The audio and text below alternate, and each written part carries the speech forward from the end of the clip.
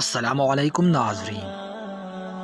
عجمی طبیب روایت ہے عجم کے ایک عیسائی بادشاہ نے عقیدت ظاہر کرنے کے خیال سے اپنے ملک کے ایک نامور طبیب کو حضرت رسول اللہ صلی اللہ علیہ وسلم کی خدمت اقدس میں ایس خیال سے بھیجا کہ وہ مدینہ شریف میں رہ کر بیمار مسلمانوں کا علاج معالجہ کر سکے۔ ایس طبیب کو مدینہ شریف میں رہنے کی اجازت مل گئی اور وہ مکتب کھول کر وہاں رہنے لگا، لیکن کئی دن گزر گئے۔ ایک مسلمان بھی علاج کروانے کے خیال سے اس کے مکتب میں نہ آیا۔ طبیب نے اپنے طور پر خیال کیا کہ شاید یہ لوگ میرے عیسائی ہونے کی وجہ سے مجھ سے علاج نہیں کراتے ہیں۔ چنانچہ وہ حضرت رسول اللہ صلی اللہ علیہ وسلم کی خدمت میں حاضر ہوا اور اس بات کی شکایت کی کہ مسلمان مجھ سے نفرت کرتے ہیں اور اس وجہ سے علاج نہیں کراتے ہیں۔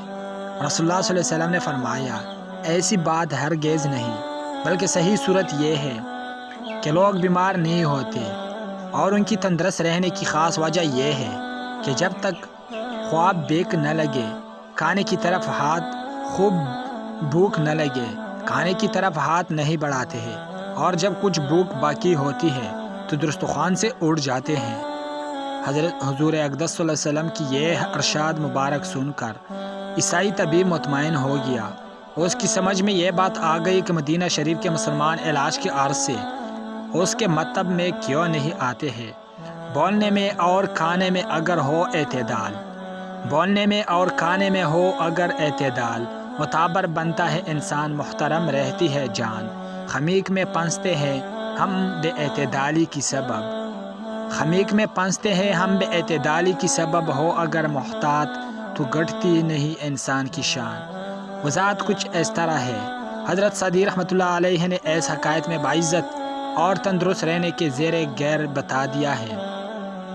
دنیا کے تمام دانشمند اس بات پر متفق ہیں کہ کم کھانے، کم بولنے اور کم سفر کرنے والے لوگ فائدے میں رہتے ہیں۔ یہ سب باتیں یقیناً ضروری ہے، لیکن ان کا اصل فائدہ اس وقت پہنچتا ہے جب اعتدال اور احتیاط کا راستہ اختیار کیا جائے۔